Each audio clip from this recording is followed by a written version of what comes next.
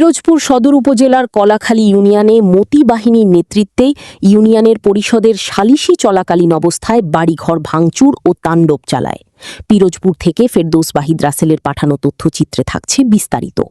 নির্বাচিত চেয়ারম্যান জনাব হেদায়েতুল ইসলাম মিস্টার আমাদেরকে আমার মামা হেমায়েত শিকদার, বেলায়েত শিকদার, রশিদ শিকদার, শাহাদাত শিকদার, কেরামত শিকদার, গঙ্গের এবং আমাদেরকে নোটিশ বলছে আজকে তাদের আজকে ইউনিয়ন পরিষদে ওয়ারিশ সংক্রান্ত একটা বিষয় শুনানি হবে।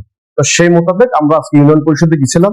এর আগে বিষয় হচ্ছে এই মতিউর রহমান আজকে যে ঘটনাটা ঘটাইছে তার সাথে 2013 সালে একটা মোকদ্দমা আদালতে আমরা দাখিল করি।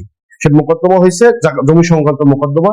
সেই মোকদ্দমা চূড়ান্ত পর্যায়ে এখন চলতেছে।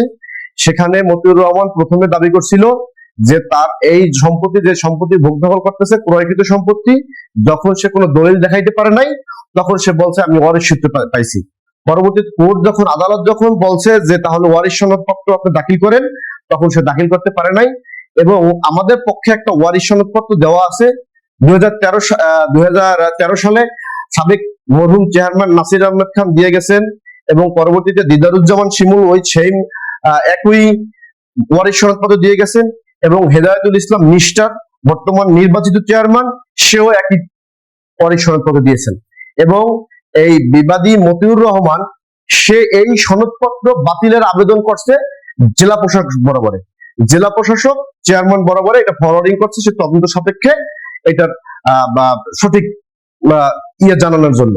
পরবর্তীতে আজকে চেয়ারম্যান যখন এই আমাদের দুই পক্ষকে সামনাসামনি এলাকার গণ্যমান্য মুরব্বীদের মধ্যে যে সালিশ বৈঠক ছিল, যখন দেখছে সালিশ বৈঠকে জনাব মতিউর রহমান হাওলাদার ঠকে যাচ্ছে, তার এগেনস্টে চলে যাচ্ছে, সত্য ঘটনা অবলম্বন হচ্ছে, আমাদের বক্তব্য সঠিক সেটা সবাই সমর্থন করছে, তখনই মতিউর রহমান হাওলাদার উত্তেজিত অবস্থায় এবং তার সন্তান, তার ছেলেরা মাসুম, রাসেল সবাই উত্তেজিত হয়ে গেছে। উত্তেজিত হয়ে ইউপি সদস্য রেবার গায়ে হাত দিয়ে ফেলছে। ইউপি সদস্য রেবার গায়ে হাত দেওয়ার পরে ওই ইউনিয়ন পরিষদের চেয়ারম্যানের কক্ষে বসে দুই গ্রুপ বাকবিতন্ড হয়েছে এবং সেখানে আমি চেয়ারম্যান এবং ইউনিয়ন পরিষদের সচিব এবং গ্রাম পুলিশরা দুই পক্ষকে ফিরাই দিয়েছে। যখন বলছে চেয়ারম্যান এসে বলছে যে সালিশি আজকে হবে না পরে, ইতিমধ্যে মতিউর রহমান তার সন্তানদের নিয়ে দৌড়ে গিয়ে বাজারের মধ্যে তামিম শিকদার এবং অভি শিকদার, আকাশ শিকদারকে অ্যাটাক করছে, তাদের রক কাটতে ফেলবো। ইন দ্য মিন টাইম দুই গ্রুপ ইয়ং জেনারেশন সংঘর্ষ হয়ে গেছে। এই সংঘর্ষে মতিউর রহমানের ছেলে সন্তান মতিউর রহমানরা আহত হয়েছে এবং শিকদার ফ্যামিলির তারাও আহত হয়েছে, দুই পক্ষে আহত হয়েছে। এই হলো মূল ঘটনা।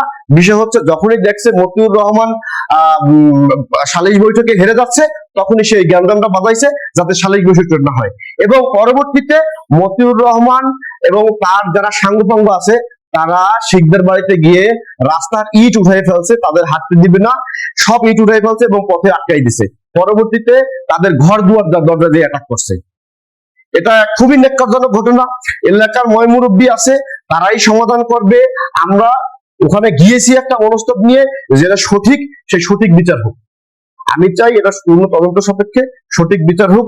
এবং তারা এখন বর্তমানে বিভিন্ন ধরনের উস্কানিমূলক এবং হয়রানিমূলক কথা বলতেছে, এই তারা অস্ত্র নিয়ে ঘোরাঘুরি করতেছে, এই ধরনের তারা বিভিন্ন দ্বারে ছড়াই বেড়াইতেছে। আমার এই বক্তব্য। বাজারে ওইখানে মারামারি হওয়ার পরে বাড়ি গেছে এই ভাঙচুর করছে।